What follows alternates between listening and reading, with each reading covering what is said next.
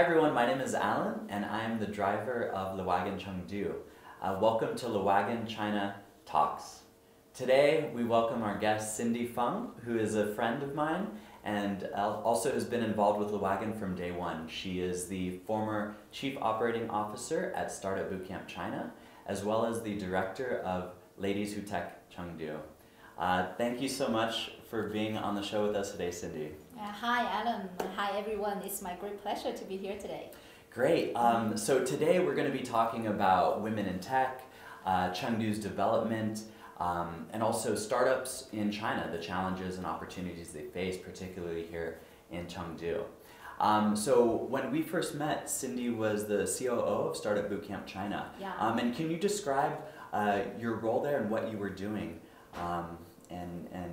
Yeah. Yeah, sure. And Startupbootcamp is a London-based accelerator. It actually runs 22 programs around the world in 20 cities. And it's a vertical accelerator which they develop a new vertical, for example, fintech, insurance tech, digital health, and etc. to match the main industry of the city. And because of its global presence, it also scouts and selecting startups around the world to join each of the programs and by working with the big corporates in this industry. So my role back then was really setting up the business in China by having the operation team in place, by engaging with the corporate partners in digital health area, and also by engaging with the government with their grants policies and have every resources on board available to really accelerate the startup we are working with. Mm-hmm. Yeah, and I know you guys had about a dozen startups coming from around the world here to Chengdu. So I want to talk about, for some of our viewers, they may be working in startups and have their ideas, their dreams to come to Chengdu, to China. And I want to hear, what were some of the biggest challenges that startups face here in Chengdu? Yeah, before talking about the challenges, I do want to say welcome to Chengdu. Of course, land of pandas and soon to be tech hub in Western China. Yeah, but there is much more than that about Chengdu. And talking about the challenges for startups, especially the international foreign startups, I think language is definitely the first challenge. Although the English population and English-speaking population in China is big in terms of number, but still it's not a working language in a lot of government bodies or schools or shops, restaurants, and a lot of the places. So for someone who doesn't speak Chinese to come to Chengdu to start up the business, it is a big challenge. It is challenging, yeah, let me tell you. And the good news is that even the local governments now are changing themselves, by putting on English website pages and English policy papers, so that more and more international businessmen, startup entrepreneurs can come to the city, get up to speed of what's going on in terms of the news, the industry insights, to help start a business. And what about in terms of the market?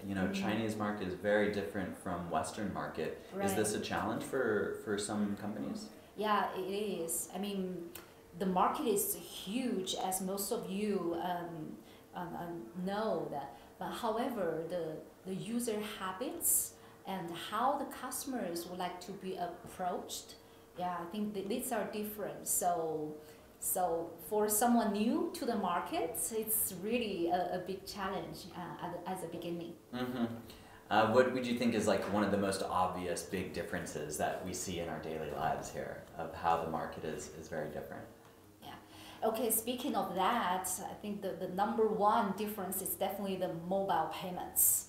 I mean, we are so used to just take the cell phone whenever I go, because we can pay, we can buy, we can get on the metro, dine at anywhere, any restaurants. Yeah, we probably can do everything on the cell phone. So, right, the QR code is at every corner of our life. And so what are some suggestions you might have for startups that are considering coming to China and particularly Chengdu? How can they overcome some of these challenges in language and market to find a good landing spot here? Yeah, as a good landing spot, I would really recommend you to get in touch with the local, general consulate in Chengdu, or the trade offices of your country, the representatives in Chengdu, because they know both sides of the markets, and they are trustworthy because they know the country, the culture you are from, and they also know what's going on in this local market. And they normally got well connected to the local industry and universities, and also the government decision makers. So that's a good landing spots for the new coming startup and companies. And secondly, I would recommend that to get in touch with incubators and accelerators who especially have global presence or haven't been working with international partners. Great. And I know you're originally not from Chengdu, but from a nearby city called Chongqing. And could you talk about how long you've been in Chengdu and also kind of the development that you've seen here since you've been here? Yeah. Right, it's actually my 10th anniversary. Oh, nice. Yeah, coming to Chengdu. I mean, this city has such a huge change in everything. In the daily life, I mean, it's very visible that just look at the greenways and parks in and out of the city. I mean, it's really beautiful. So it's so nice to living here. And the metros also, the subway. Yes, I mean, it's really amazing. And it's so connected to a lot of big cities around the world by international flights as well. So can you describe the changes in development in the tech scene in Chengdu since you've been here? Well, there's a big difference of the tech scene now and compared to just few years ago. To give an example, I think 5 to 8 years ago, when the multinational companies came to Chengdu, what do they usually do? They set up call center, logistic warehouse, and training centers like that, taking advantages of the lower human resource cost and the leasing and everything. But now, just for the past 2 years, at least what I'm aware of is that companies like Sanofi and Medtronic and GE are setting up innovation centers and R&D offices and teams in Chengdu. So from that, you can see, I mean, the Chengdu is changing from manufacturing or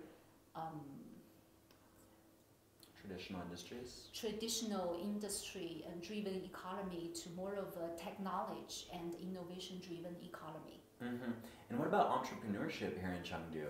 What have you seen over the last few years in its development? Oh my God, that's really flourishing. Is it a good word? yeah, flourishing. Yes, definitely. I know in just the last 2 years that you have a lot more startups and a lot more entrepreneurs, especially foreigners, and I don't know, your experience as well from that. Yes, I mean, the entrepreneurship thing is really flourishing in Chengdu since 2 to 4 years ago when China initiated the mass innovation, mass entrepreneurship wave. And as far as I remember, for 2018, just in high-tech zone, which is only one district of Chengdu, there were over 10,000 new companies started within 1 year, and not to mention the other 9 to 10 districts in Chengdu. So yes, there's a lot of entrepreneurs, startups here, and there are many interested or are working on the industries like gaming, the new generation information technology, education, and fintech.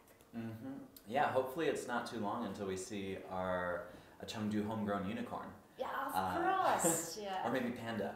We could call it panda, because just as unique, right, to see out here. But we all know that In China, there's the big cities of Shanghai, Beijing, Shenzhen that are known for technology. Where does Chengdu actually fit into the greater China technology landscape?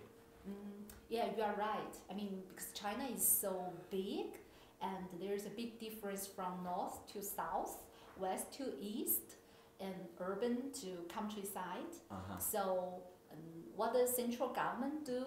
They set up the city cluster area as the driver to boost the local economy of that area, of that region.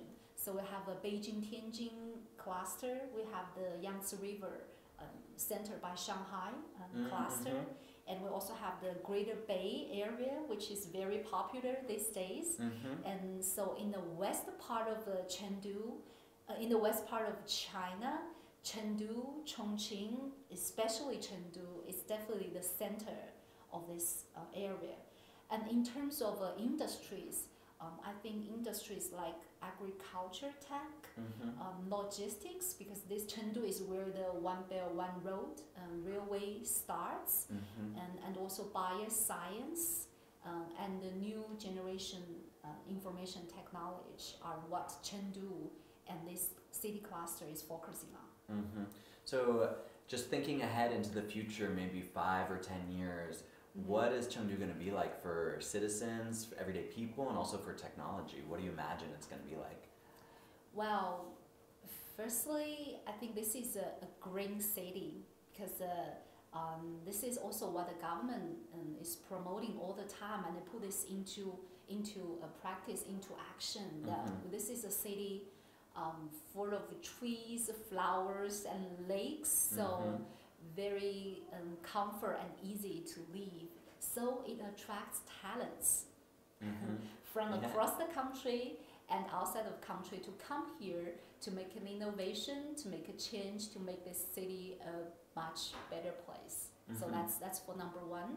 And number two, because Chengdu has been famous for being very open to new products, new services, and new business models.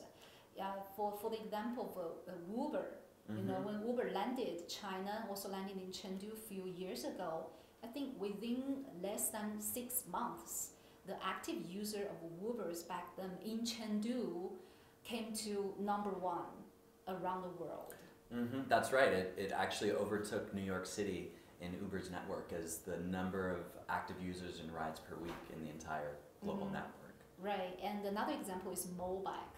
Also in the mobility industry, the Mobike, the active users in Mobike in Chengdu just surpassed all other cities within very short of time. So these examples shows the open-minded of local people to the new things, which makes Chengdu very quickly and easily to adapt new technologies. So like 5G is now implemented in Chengdu, like the Taiguli area, will be covered by 5G very soon, and the buses will be covered by 5G very soon.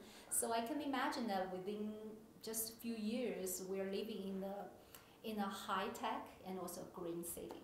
Yeah, Chengdu is known throughout China as being very open, very laid back, and as somebody who's lived in China for 6 years, I can say it is much more welcoming and also much more authentic and local than many other places. So this idea of an emerging technology hub plus a very friendly and nature-oriented city, I think is going to make a very comfortable place in about 5 years or so. It's going to be really awesome. Exactly. All right, so switching gears a little bit, I want to talk about your current role as the director of, or one of the current organizations you're involved with as the director of Ladies Who Tech Chengdu. Can you talk a little bit about the organization and why it's now landing here in Chengdu? Ladies Who Tech, it's actually founded 2 years ago in Shanghai by 2 co-founders. One founder has been working in the semiconductor industry for over 20 years, and another founder has been a serial entrepreneur. Right. So the mission of the organization is really promote the gender diversity and inclusion in the tech area. Within the past 2 years, it has expanded from Shanghai to Beijing, Shenzhen, and Hong Kong. and just landed in Chengdu earlier this year by partnering up with Australia New Zealand Bank as for the launch event.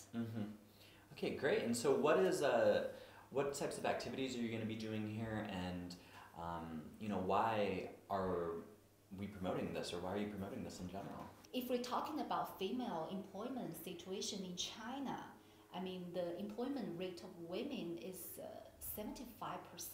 It's probably one of the highest around the world.